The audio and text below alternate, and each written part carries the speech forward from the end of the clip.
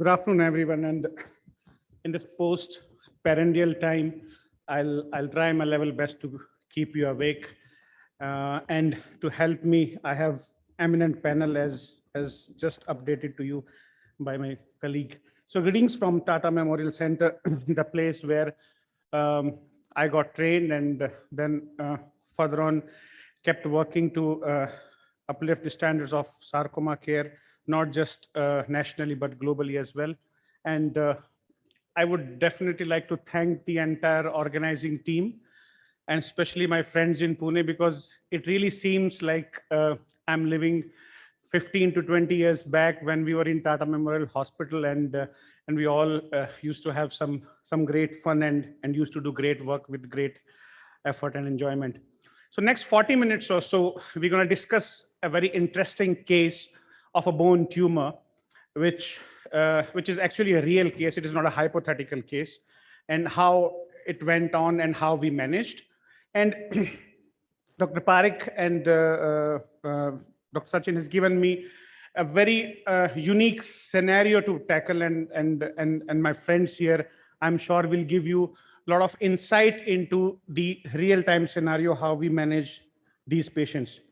As updated already, I have very experienced colleagues in 3 tumor boards who will handle and try to answer the same treatment modality at 3 phases of this disease evolution in 3 different scenarios, as you have been hearing since morning as well. So 11-year-old boy had a history of pain in his thigh since 3 months. And after a month or so, the swelling started paining as well. There was no history of fever and trauma. I'm going to complete my case so that we have a lot of time for discussion, and we don't go into the diagnosis, as it will be pretty obvious here. So we evaluated him with the help of our standard radiological imaging in the form of an X-ray in 2 perpendicular planes, screening the entire bone, which showed a lesion which was in the diaphysis of, do I have a pointer?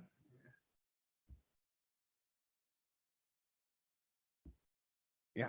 So we have the lesion in the diaphysis of the femur. So you can see a lesion which is looking like a mixed lesion intramedullary. But if you look outside, you have a soft tissue component with partial ossification, and the same findings are seen on the lateral X-ray as well. Sorry. Looking at MRI,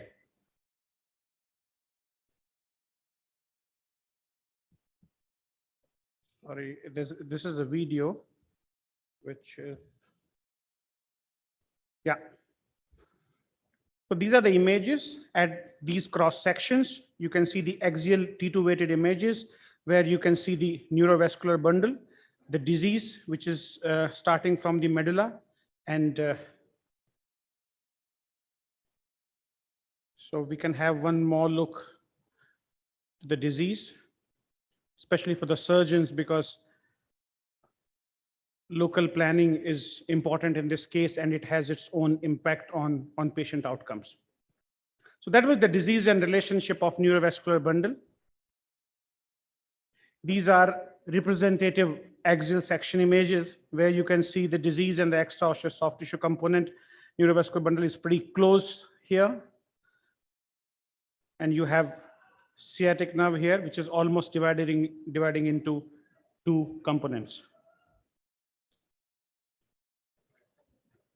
As for every case, we discussed the patient in our MDT, planned for biopsy, which came out at high-grade osteosarcoma, staged the patient with bone scan and non-contrast CT thorax, and he was non-metastatic. We further discussed the plan after imaging, and as the standard of care for any osteosarcoma, this patient was put on neoadjuvant chemotherapy. We practiced non-methotrexate-based IAP regime, followed by surgery, and obviously the adjuvant chemotherapy will also come up. Every patient is evaluated post-NACT for the response to the disease, and if there is any increase in the disease which is noted, and final surgical planning is based upon both the imaging pre and post-NACT. This is the MRI, which is post NACT. And you will see here that there's marked ossification in the extraosseous mass, and there's slight reduction as well. So this was a good response to chemotherapy. These are axial images showing the same. Patient was brought back again into MDT to discuss various surgical options, and I'm sure we will have that discussion a bit later, but I will tell you what we did. We did an intercalary resection, maybe debatable for few, and sterilized the tumor bone using liquid nitrogen, that is the cryotherapy, and reimplanted back. And I ordered a special customized plate for this patient to preserve the distal physeal growth. These are a few intraoperative pictures, which are more interest to surgeons. This is the tumor bone, which was sterilized after removing the soft tissue. It was reimplanted back with this patient-specific implant. These are post-operative X-rays. So that's how the first stage of the treatment went, and we evaluated the patient and we executed our treatment. And obviously, this patient also had adjuvant chemotherapy. The necrosis was about 90%, and he went on to have the same chemotherapy and completed all 8 cycles. Things were going fine. We follow our patients every 5 to 6 months. At second follow-up, at a disease-free interval of 12 months, when we were evaluating him, we found that he had pulmonary metastasis, which were all 3 lesions were peripheral, and maximum size was about 1.5 centimeters, and all were less than that. Patient was again brought into multidisciplinary management, and we discussed the case with our medical oncologist and thoracic surgeons. And we debated various questions like whether it is resectable or not, whether we should do an open surgery or we should use VATS, and whether this patient should be subjected to another toxic second-line chemotherapy for this disease. MDT decided, and we went ahead with metastectomy. Histopathology was metastatic osteosarcoma, and we did not give any further chemotherapy at this stage. Patient again did pretty well. For 2 years from this time, and post 2 years from the metastectomy, not from the completion of the index treatment, so that's about now 3 years now, patient had second relapse, and this time patient had relapse at 2 sites, local as well as distant. Though the disease burden was small, he had a solitary pulmonary lesion, which was about 3 centimeters in size, and a subcutaneous soft tissue local recurrence, which is about 4 centimeters in size. Again, discussed in MDT, and options were thought of about metastectomy and whether local recurrence can be excised without any plastic surgery, or will it require, because it was a superficial lesion, and now whether at this stage this patient require any salvage chemotherapy or not. Sorry. So we went ahead with the treatment. We again did a VATS metastectomy. It was a peripheral lesion. We excised the local recurrence, and it did not require a free flap, but there was a skin defect, and we had to do hamstring muscle mobilization and split thickness skin graft onto it. And at this point of time, MDT took a decision of administering a second-line chemotherapy to this patient, which was methotrexate paste. So that is the entire history and the entire case scenario of this patient. Now, I have my able colleagues in tumor board A, B, and C. So tumor board A, I will request you to highlight whatever pertaining points you want to highlight in this case, whether you agree or you don't agree. In addition to that, I would also request you that please let us know whether your approach will change or remain the same. And if you change, then what will be your approach and the reasons for it? If this patient is not affording and can only be treated under various government schemes where limited funds are available. I will request my colleagues in tumor board B to decide the management if this patient initially when he presented had low GFR and patient had single kidney and some hearing loss. So how your management will change, whether systemically or locally. And tumor board C, where we need to address the social issues. I have put a scenario where this kid, where the parents died in COVID pandemic, and he's being taken care by distant relatives who are not extremely keen to do the best possible for him. Will that change your management, or how your counseling will change? So I'll end here, and maybe we can start some discussion from maybe 90%. Good response. Good response. Okay. I think we'll go in the same way. If you want maybe a couple of minutes for discussion, we can have that. In the meantime, I can chat with Dr. Agarwal and keep you entertained. Dr. Manish Agarwal, as all of us know, a very eminent personality in musculoskeletal oncology, and I'm privileged that I worked under him and with him since now last almost 14 years.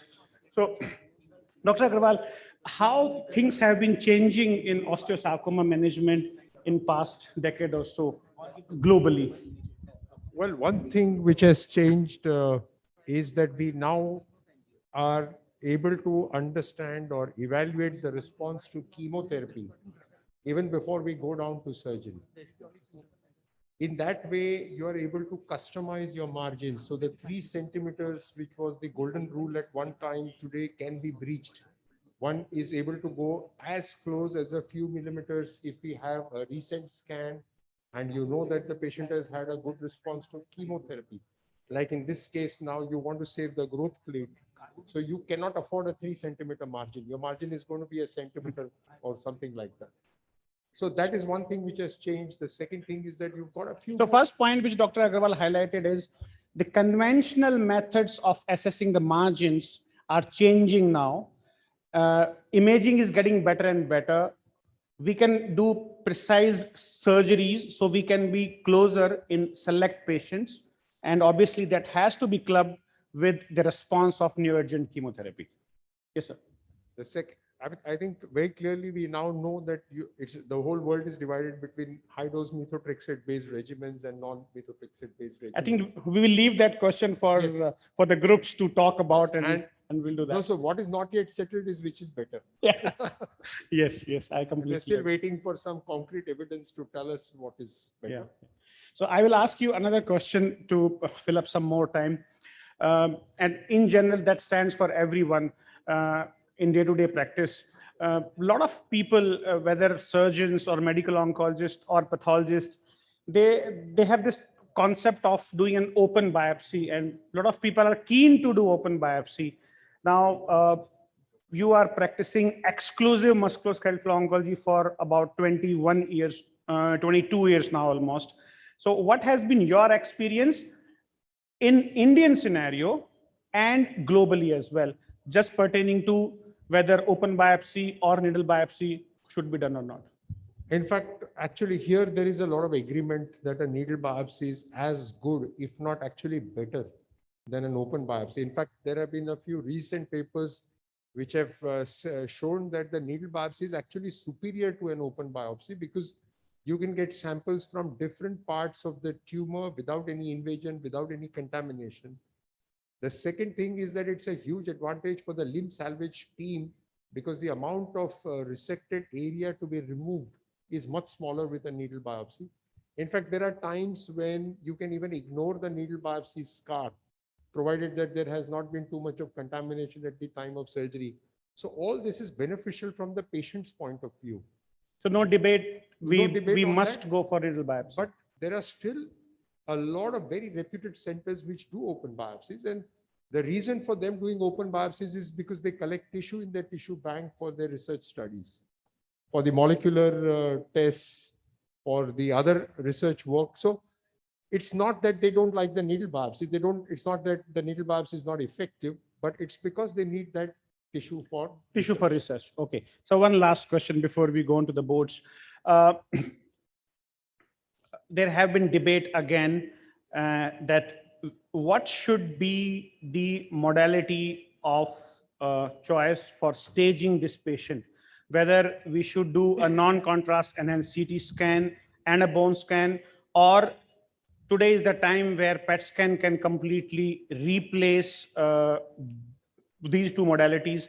I would like you to address this question looking at the ideal scenario and also a cost constrained scenario as well. Yeah, so I think in an ideal world, everybody would get a PET CT scan, because we have no doubt that it's not just staging of the disease at the time of starting the chemotherapy or getting the diagnosis. It is about even assessing the response. And if you're going to offer customized treatment, particularly if you're going to do something like recycling the tumor bone like you did with liquid nitrogen, your assessment of response even post-op is not as accurate as it would have been if the whole specimen would have been sent. So if I had a PET CT scan prior to starting chemotherapy and a PET CT scan after the chemotherapy before surgery, at least I have a very good idea whether the patient responded to my primary line of chemotherapy. Now, like in this case, when the patient relapsed and I'm debating whether I want to give them a second line chemotherapy or not, if the patient has responded to your first line chemotherapy, there is much better chance that he will respond to the other drugs he's not been exposed to. Whereas if he was resistant to your frontline chemotherapy drugs, then those chances fall actually. So that may help you decide. So I would say that you must do a PET CT for every patient where they can afford it on that. Now, the reason why it has not become a part of standard guidelines is because this is a rare disease. It takes a long time for you to get robust data. Generate the data. And insurance companies are not going to accept the guidelines unless there is robust data. So that's the main reason why it's still not standard for osteosarcoma, but I think in a few years it will be. Sure. So if you have a PET scan facility like Dr. Panchwag is here, and he's a dear colleague, and we always keep debating. Dinanath Mangeshkar, I think the cost of doing a CT scan and a bone scan, if you compare it with PET, there's hardly any difference. So for his patients, it's very easy. This is a one-stop shop where patient goes, does a PET scan with breath hold CT, and it's done. You don't need double appointments, and it's much more easier. So you just need to look at your scenario, availability, cost effectiveness. Both modalities are acceptable, and definitely non-contrast and CT scan and bone scan give us adequate staging. It's not that we are adding a lot, but yes, as Dr. Agarwal said, response evaluation is coming up in big way, and maybe in years to come, it will become better. There's one thing, Ashish, I want to add. So when people order a PET CT, it is important that it's not just PET CT, which is enough. You have to combine it with a breath hold CT thorax. Okay. And sometimes that is counted as extra cost. So when you order the PET CT scan, if you have not done a breath hold CT thorax, your staging is incomplete. Great. You have to have that. Thank you, sir. So now I'll go to tumor board A, and please feel free to share your opinions on how the patient was treated, and you need to add your comments on how will you treat if you have constrained resources, please. Would have gone almost the same way you treated this patient. Maybe some change in the chemo regime, which I think IP will not be available in government schemes, and for metastatectomy, maybe VATS is not possible under scheme, so we have to go for an open approach. Okay, so some help of NGOs, maybe for liquid nitrogen and all those plates for the surgery. okay, correct. So we have 5 minutes for you. So we'll just play a rapid fire. So answer brief, and I can ask you more questions. So what do you think, if it's cost constrained, what can be the optimum chemotherapy for non-metastatic osteosarcoma? If you're saying that IIP may not be affordable, or the cost is high, or it may not be available in the schemes. So we usually give cisplatin adriamycin in Doublet. scheme. Yeah. And yes, we have data from AIMS, and I'm not sure if Samir is around, but he has shown that, yeah, Samir is there, yes. You want to update on the data from the AIMS on the doublet? Sir, I'm practicing triplets only. No, but there is a paper from AIMS, that's why. Sir, it was 3-4 years back, and I think the outcomes were not great. I mean, it was 25 to 30%. So everyone is now giving triplet. Okay. Majority of times. Okay. Anybody has experience with doublet? So I think earlier days we used to do doublet, and I mean, you can always do doublet, and then if you have poor necrosis, you can add the third drug later. So at least you can identify, you don't have to give triplet to everybody. It may be a good strategy in resource constrained situation. I think that is what the Bakshi's paper was there, where he has added a third drug in poor responders, isn't Yes, it? yes. Correct. So anyways, may I just ask you, what do you think usually will be the cost difference between a doublet and triplet, adding ifosfamide, for the entire maybe 6 cycles or 8 cycles which you are thinking? It is available in all government scheme.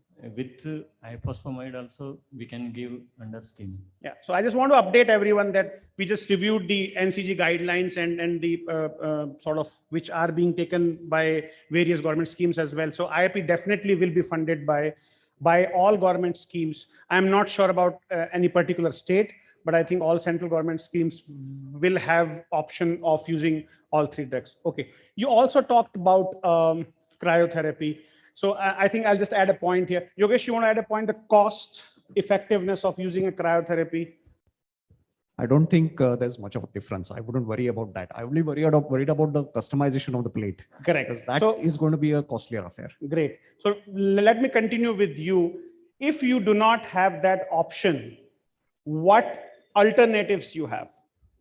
The only other alternative is to sacrifice the distal fascial growth plate, because I wouldn't get a good purchase in the distal segment, even though I'll be left with only about a centimeter about a growth plate if I have to have decent margins distally.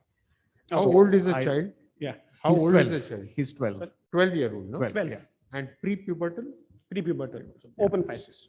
So that's going to add up to a definite limb length discrepancy at a later date, provided turns out to be a survivor. But then I'll think of a limb lengthening procedure at a later date if we come to that. But in a resource constraint setting, that would be my option, to sacrifice the distal growth plate, but not to compromise on the margins. Okay, so I just wanted to highlight that that's not the end of the day. Even if we have to do that, even if we have to span through the physis, we can still do intercalary, span the physis, look at the limb length discrepancy, and we have solutions at a later stage when patient is survivor, and then we can do that. Great. Thank you so much for your contribution, and I think we had good discussion. Let me move on to tumor board B. So same patient, affordability is not an issue. We have all resources available, but this is the scenario, Ashish. Yeah. So it's a difficult scenario because on one hand, you have a young boy who have a very high chance of relapse if you don't give systemic therapy. And on the other hand, if you hit them hard with cisplatin or even ifosfamide, even methotrexate, you can lose the kidney and you can become dialysis dependent. So we'll probably have to tread carefully here. And one of the things what I can do is, even though platinum remains an important component, so and we know the injury can be cumulative and dose dependent. So so I can split the 6 cycles. Maybe the first 2 cycles only cisplatin. That too, I would probably split the dose as day 1, day 8. Instead of giving 75 and higher on day 1, I can give 40 on day 1 and 40 on day 8. And with close monitoring, of course, with audiograms and GFR, and then maybe the 4 cycles could be carboplatin and not cisplatin. Great. So, And do you agree? You don't agree? Both the boards? Any further opinions? Yes. Sir, you said single kidney is there and low GFR. So even other kidneys not functioning? It is functioning, but it is, I think it's good enough to start chemotherapy. It's not gone that bad. So I think I'm just breaking the trend and going out of tumor boards. We have Dr. Govind Babu here, and sir has great experience of treating sarcomas. Sir, this is a difficult scenario, and I'm sure in your practice you would have seen many patients like this. So how do you modulate such osteosarcoma treatment for these patients?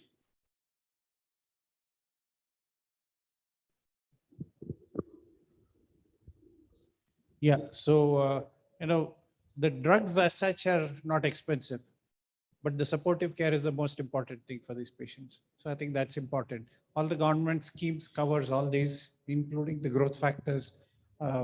We have also used methotrexate as a single agent earlier. But sir, particularly about the scene B, where we have single Yeah. kidney. Yeah. Yeah. So how do we tackle this situation?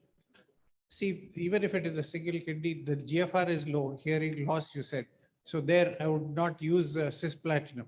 Again, hearing loss, I would like to quantify and see what sort of hearing loss there is, and accordingly decide on the cisplatinum. or not. Okay, sir. In this scenario, will you err towards sort of looking at methotrexate more rather than ifosfamide or Yeah, just- that's right. I would look at methotrexate more as a single agent, high dose methotrexate. Thank you, sir. Thank you very much. Anything else you want to add in terms of surgical management, evaluation, please? Hello. We can actually consider extracorporeal irradiation also for this patient as Very a good point. replacement for liquid nitrogen therapy, that cryotherapy that you have used. Yeah. It's a fairly economically cheap thing. It can be done with a Perfect, very perfect. simple coordination between Anything- the surgeon and Anything else? Let's, for example, the bone quality is not very good. Can you do anything? Michelle, yeah. So actually with the compromise in the neoadjuvant chemotherapy because of the systemic problem, we would like to reassess after the NACT and then take a call on local planning. Consider he has a single kidney, low GFR. We might not be able to tackle a recurrence later on with any more systemic therapy. So we might have to change the local plan, not only between ECRT or cryo, we might have to even contemplate an amputation. If for patient one is shot. not responding, fine. If you don't get adequate margin and if you feel that your margins are not fine, and obviously the disease removal is the prime, and if the patient is not responding, very good point. But surgically, if your bone quality is not good, you can't do cryo. And my friend also said about ECRT. Any other options do you have? So now we know that he has no economical issue. We can go for a intercalary prosthesis, maybe get it customized, and say he's between affording and unaffording. I think a little compromise, but still effective. We can do a nail cement spacer, and put a nail or a plate, like however we need to support it, and then later on take a call. Great. So we had this surgical discussion also that, not just the using the tumor sterilized bone, ECRT, we have done enough. And right from the time when Dr. Agrawal was there in TMH, we started in 2006.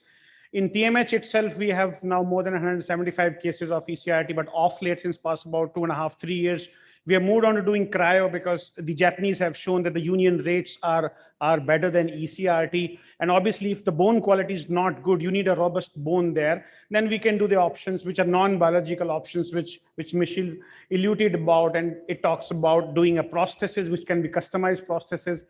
Though we do not have a lot of facilities in India at present, they are evolving. We need to import them. They cost pretty high, but we have cost-effective nail cement spacers as well, which can be used in tumor board A scenario. So that is one discussion. Okay, now tumor board C. I know it's a bit difficult scenario, but we had to address the social issues as well. So that's the scenario, and I would like you to. Yeah, so I think the basic approach should not change. The basic chemotherapy approach on an NACT would be the same, because what would bother the distant relatives is the second relapse, and they will have to again come for the second relapse. And so preventing a relapse is the most important. And IAP chemotherapy is a very simple, cost-effective chemotherapy that can be given. So from my point, no change in the NACT from my side.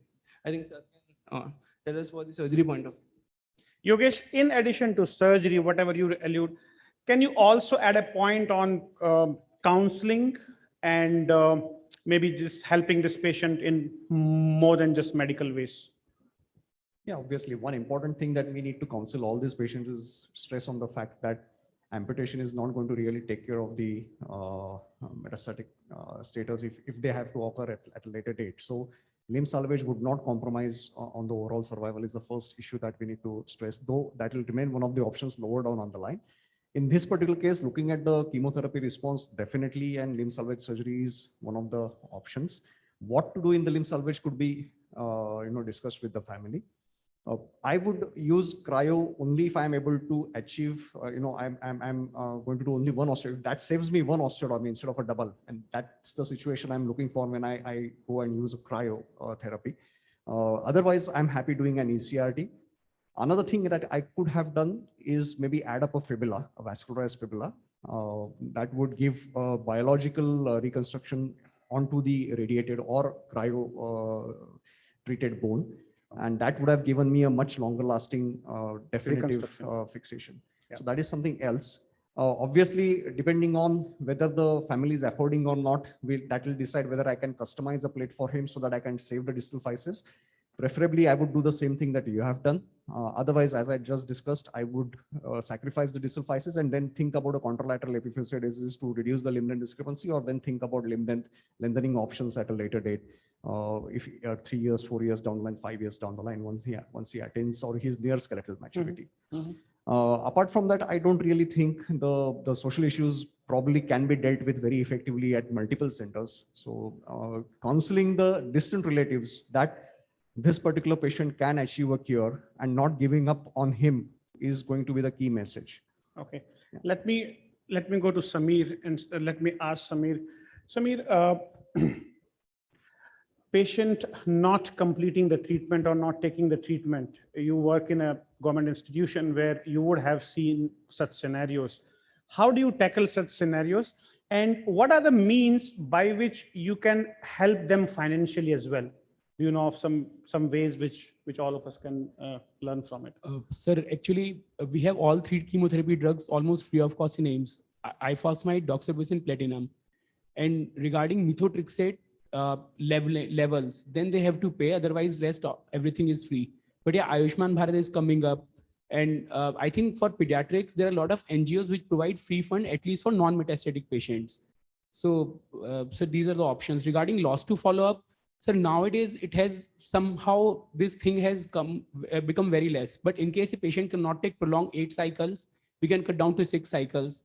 Or we can, like we usually refer to their native place. If patient has come from Bihar, then now all the medical colleges have a medical oncologist. So this can be taken care of, sir, now. Okay.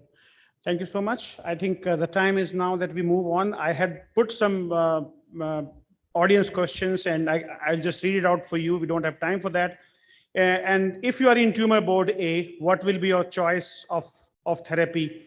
So I had put the doublet, IAP, MAP, gemdoxy. So all of us know that doublet is there, but if possible, we should give a triplet. If you're in tumor board B, what will be your choice of chemotherapy? We all know. And I think Sir also told about that in pediatric age group, methotrexate is pretty well tolerated. And if there's no cost constraints, he would like to have that as first choice. But there are other options available which are also good. If you're in tumor board A, what will be a choice of surgical reconstruction? So we discussed that. It's not that every patient requires amputation. There are cost-effective management also available. We can add vascularized fibula, plating. You can have nail cement spacers, and these are the options available. If you're in tumor board C, what will be your choice of surgical reconstruction? Again, it will depend upon what kind of support is available. And I was trying to ask a question, and because I was trying to get the information, there is a lot of support available across the country, whether it's ICS, CCF fund, whether it is the local NGOs. We just need to pick up phone and try to make things a bit better for this patient. Additionally, we need to counsel the relatives as well, that they should not feel that this patient is burden on them. We can share the burden and we can give the same best possible management for this kid also. If you're in tumor board A, what will be the choice of chemotherapy in second relapse? That will depend upon what sort of agents you have used in the first scenario. And obviously, if you use IAP, you would like to have methotrexate-based regimes. And if you have used methotrexate-based regime, then you would like to add IFOS, and gemdox is also a good option in some patients who can't tolerate that. So I think I'll end here, and I'll request Dr. Agrawal to give his final comments, which can be taken as take-home message. Thank you. Sir, I have a question, sir. Can I ask? Yes, Samir. So recently we got a patient who had liquid nitrogen done like outside. And since we cannot assess margin or we cannot assess percentage necrosis. So if it is done in a center where they are not doing it very routinely, they are doing twice or thrice in a year, but there are chances that it might fail in a malignant osteosarcoma, like high-grade osteosarcoma. So Samir, the answer is that obviously we would also always request that you should do a procedure which you are comfortable with and which you are doing it pretty regularly. And I think all the surgeons who has been practicing either ECRT or cryo, they are very well versed with the techniques and they take special care that because margin assessment will not be done, they go a bit more wider always. Intraoperatively, if there's doubt, they also send the frozen sections. But if it's osteosarcoma, if you are close and if you are focally positive, then you know that it's a very bad news for the patient because it's radio resistance. In addition to that, tumor necrosis assessment can be done, as Dr. Agarwal said earlier, with the help of the imaging which you do post NACT, and that can give you a rough idea, but not correctly. Dr. Agarwal.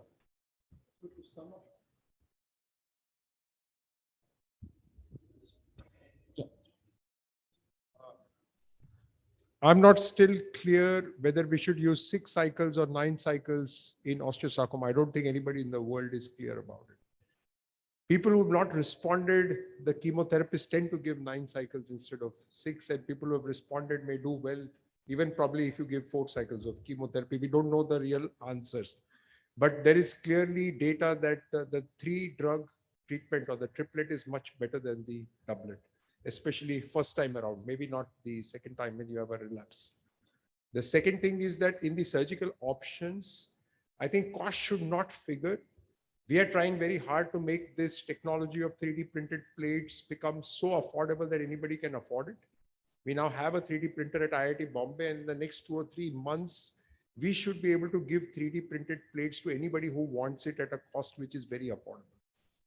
The third thing is that there is one more option which has not been considered here, which is the Canadell's method, where you can do an epiphyseal distraction and still have a 70% chance of saving the growth from the growth plate. And there you don't require a customized plate, you fix the distal part with K-wire, so that doesn't add to the cost. So these are the 3 things that I want to say. And you asked me one question of what else has changed. I think instead of doing open thoracotomies, we are doing more of VATS. And we are more comfortable doing resections for osteosarcoma nodules, because we know that even with multiple surgeries, when there are few nodules and those which have come over a longer period of time, these patients still stand a chance of cure. So we should not give up on them. Thank you so much. And just to update you on this patient, now the patient is 16 months post second relapse. It is doing fine, and we hope that he continues to do fine. Thank you so much for your attention.